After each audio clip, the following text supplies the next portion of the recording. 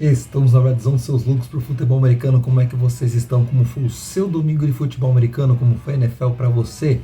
Começando cedo hoje, desde as 10h30 da manhã, horário de Brasília, 9h30 da manhã aqui em Rondônia. E como foi o seu time? O meu, a gente já sabe, foi bem ali na quinta-feira, no Thursday Night Football, vencemos aí os Seahawks.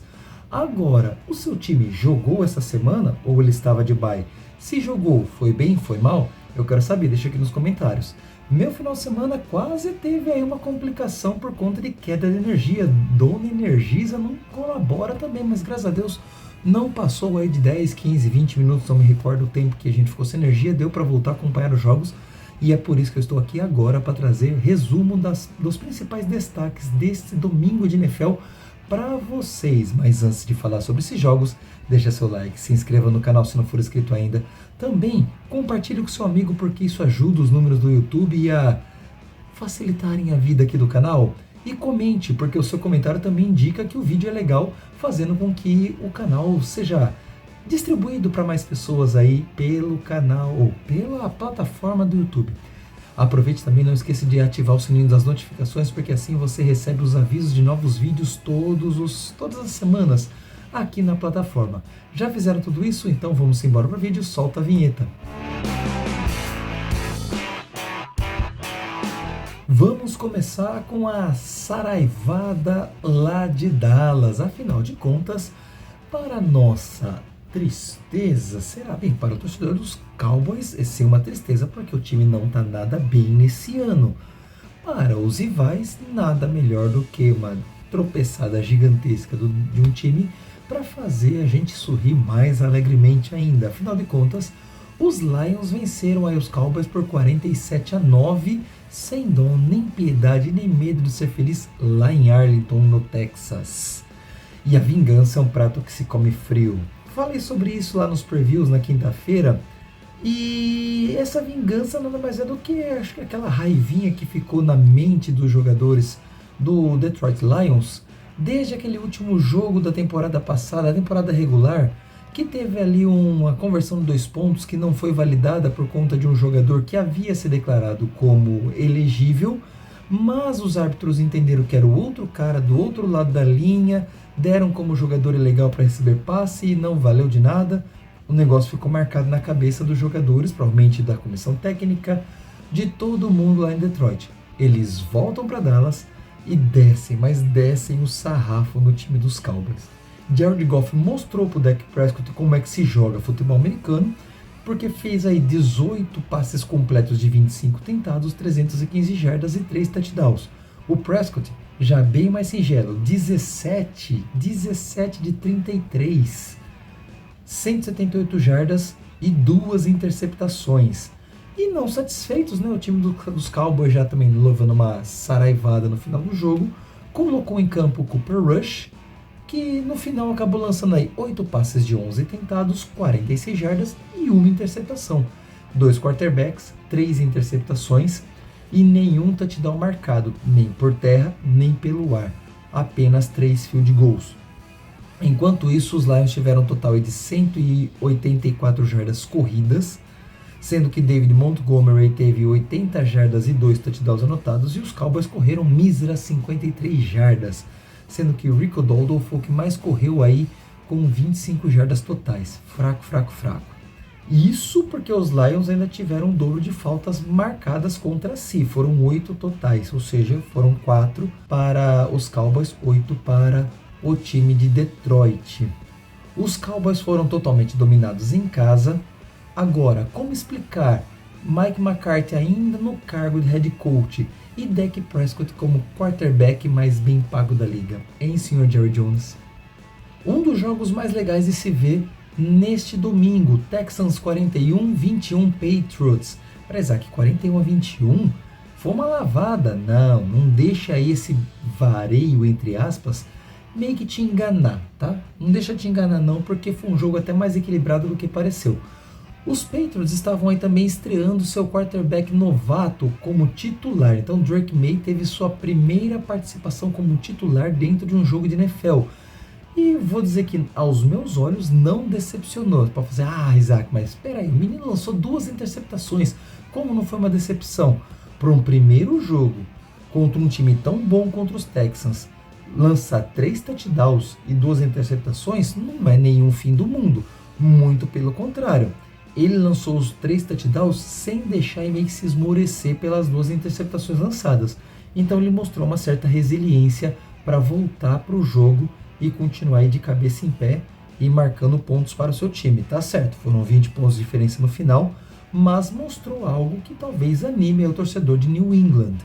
Drake Maye teve 20 passes completos de 33, 243 jardas e 3 touchdowns, além das 2 interceptações.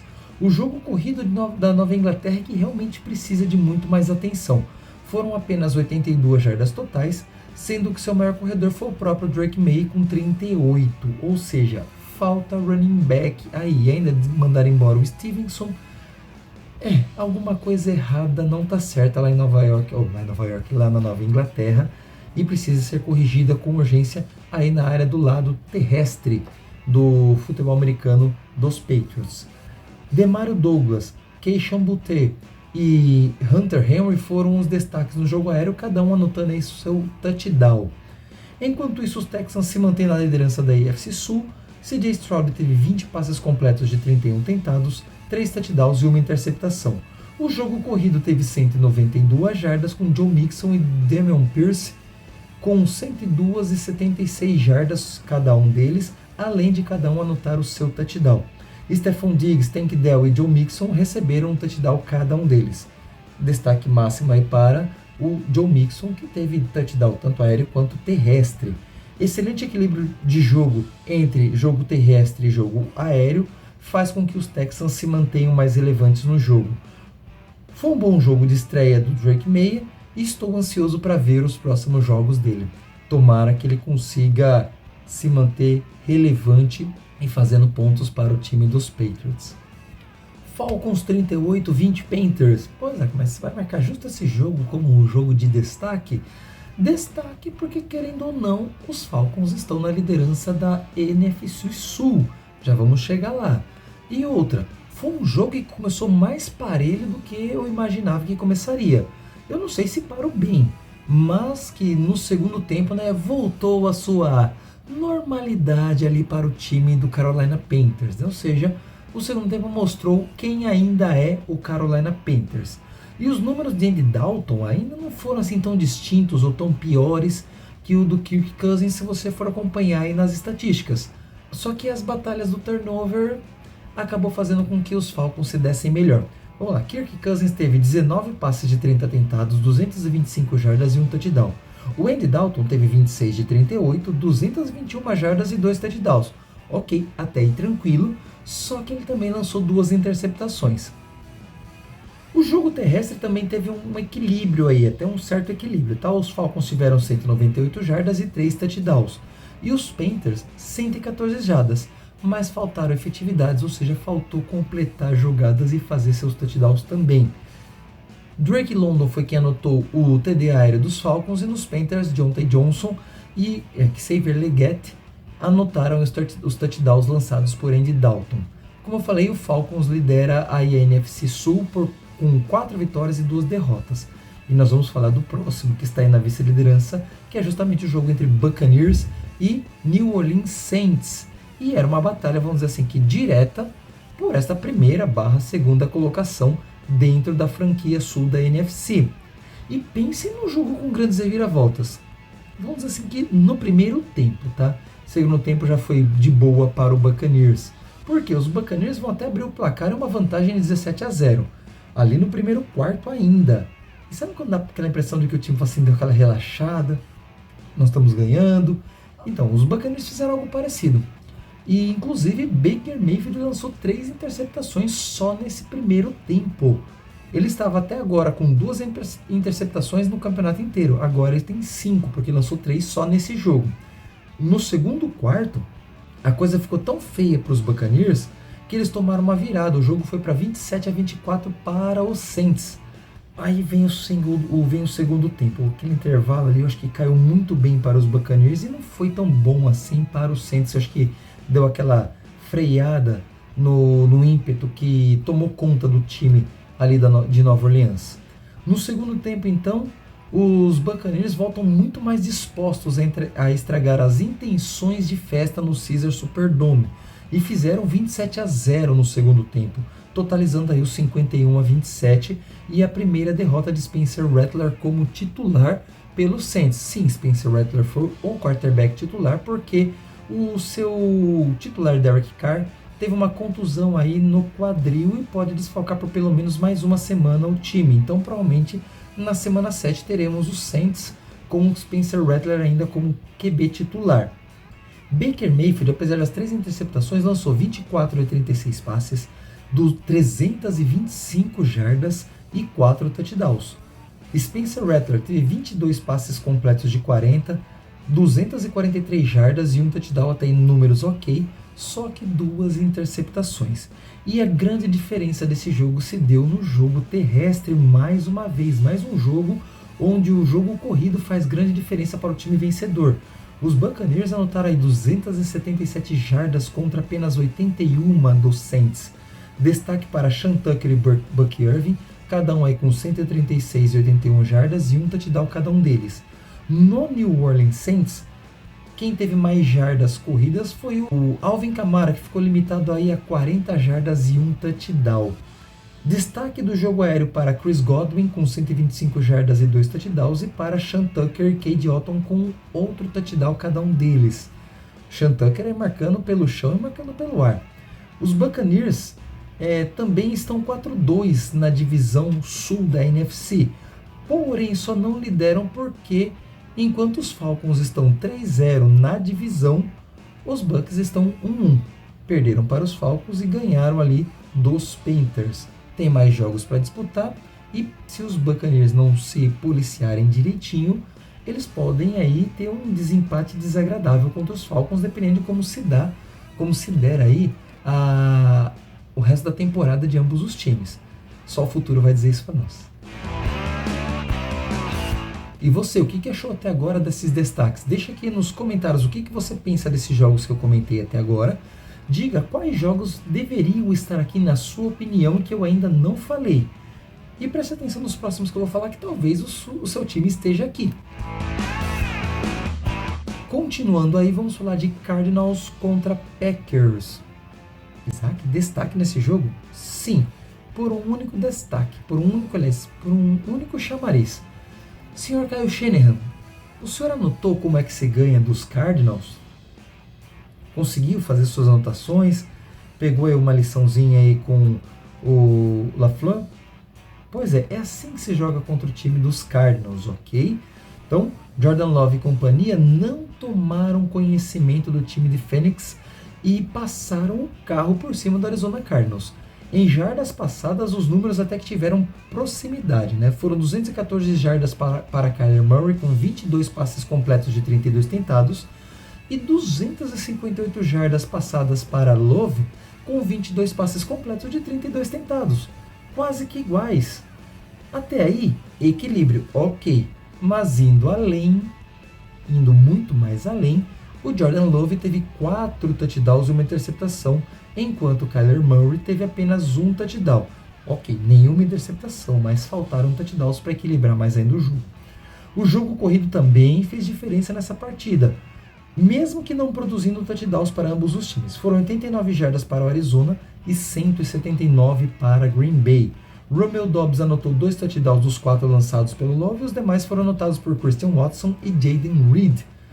E continua a caça aos Vikings ali na NFC Norte. Os Vikings que folgaram neste domingo, tem aí 5-0, 4-1 os Lions, que folgaram domingo passado, os Packers, que ainda não folgaram, tem 4-2, só que tem 0-1 na divisão, e os Bears também estão 4-2, mas ainda também não tem jogos na divisão para tentarem um desempate com mais eficiência. E pense numa divisão que está bem apertada. Fazia tempo que não se via a NFC Norte com todos os times com campanha positiva e próximos uns dos outros. O negócio está interessante ali no lado norte da NFC. Diga aqui nos comentários, você pensa da mesma forma que eu? Commanders 23, Ravens 30. E mais um belo jogo do Washington Commanders e do Jayden Daniels, que mesmo com menos jardas que o Lamar Jackson, aí lançou 2 touchdowns e nenhuma interceptação. Mas por sorte do que por qualquer outra coisa, porque ele teve cada passe que poderia ter sido interceptado e não foi. O jogador bom também precisa de sorte, não é verdade? Mas mesmo com um turnover na conta, Lamar Jackson teve uma efetividade muito maior no jogo como um todo.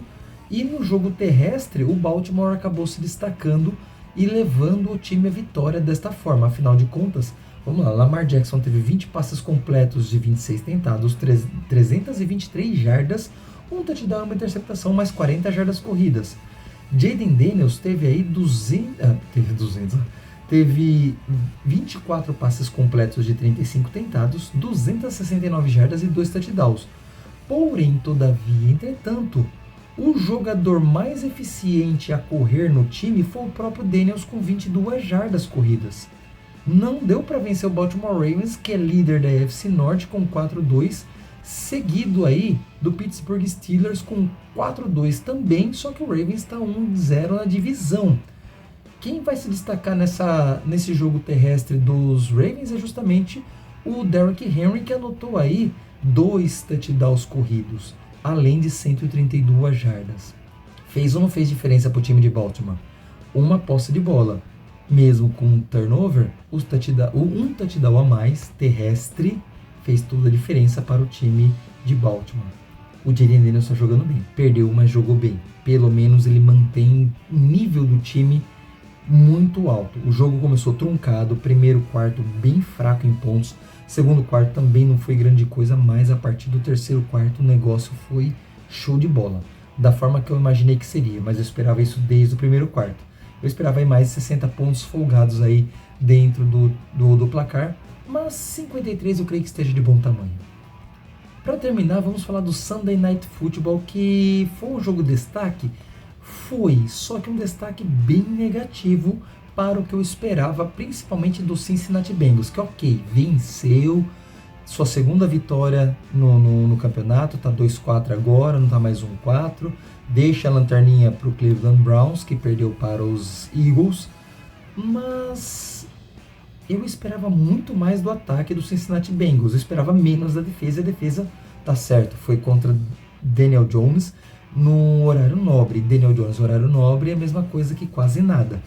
Porém, todavia, entretanto, eu não esperava essa quantidade de erros do ataque do Cincinnati Bengals, apesar de jogadores como o T. Higgins, por exemplo, terem 7 recepções em 7 alvos. Mas teve muito drop de muita gente dos dois lados. O Ja'Marr Chase teve um drop só, mas um drop que foi senhor drop, que poderia ter dado uma boa posição de campo para os Bengals em determinado momento do jogo aí, que talvez poderia ter aumentado um pouquinho mais esse placar. Do lado do New York Giants, eu não sei o que pensar mais em Daniel Jones, porque não dá não, tá? Nós tivemos aí nenhum touchdown lançado pelo Jones, uma interceptação lançada, em 22 passes completos de 41 e 205 jardas totais. O Joe Burrow teve aí 19 passes de 28 tentados, 208 jardas, nenhum touchdown e nenhuma interceptação. Quem vai salvar o time é o jogo terrestre, que querendo ou não teve seu principal corredor no seu quarterback, já que em 4 corridas Joe Burrow anotou 55 jardas e um touchdown numa corrida de 47 jardas logo no primeiro quarto. E ficou por isso mesmo. Segundo quarto 0-0, terceiro quarto 7-3 para os Giants e no último quarto 7-0 para os Bengals. Foi um joguinho fraco, ruim, feio de se assistir. Eu só tô aqui porque eu queria realmente gravar esse vídeo ainda hoje e tô falando desse jogo porque os dois lados precisam olhar com muito mais atenção os dois lados da bola. Hoje, pelo menos, a defesa dos Bengals fez um trabalho um pouco mais exemplar. Coisa, por exemplo, que o Seattle Seahawks não conseguiu fazer no domingo passado e levou uma derrota aí contra os Giants, jogando em casa. Agora os Giants jogando na sua própria casa, né? Não conseguiu vencer os Bengals. Será que se o jogo tivesse sido às 2 horas da tarde ele teria conseguido vencer? Porque Daniel Jones e Horário Nobre não combinam, né? São duas frases que não se encaixam. Fazer o que, né? Bem, esses foram os jogos de destaque para o nosso domingo de NFL. Ainda tem nessa segunda-feira Bills contra Jets. E tô torcendo muito para os Bills, mesmo com desfalque, mas dá um sarrafo nos Jets, que depois do que eles fizeram com o Robert Saleh, não que o Robert Saleh não estivesse merecendo ser demitido, mas eu esperava isso no final do ano e não depois da semana 5. E não da forma como foi. Só por causa do que eles fizeram com o Robert Saleh, eu estou torcendo muito, mas muito para os Bills darem uma sacolada gigantesca nos Jets. Mas aí é opinião particular minha. Como analista, e não analista grande coisa, né? Eu ainda acho que vai dar um jogo disputado. Tá? De coração, queria um sarrafo, um shootout contra os Jets. Não creio que vai acontecer. Mas eu ainda estou torcendo para os Bills. Eu coloquei vitória para os Bills nas minhas previsões de quinta-feira. Vamos ver o que vai acontecer. Esta noite a gente vai descobrir. Bem, galera, esse foi o nosso vídeo. Espero que você tenha gostado. Deixa seu like, se inscreva, compartilha, ative o sininho das notificações e comente aqui também. A gente se vê no próximo vídeo. Vamos embora para uma Down. Valeu!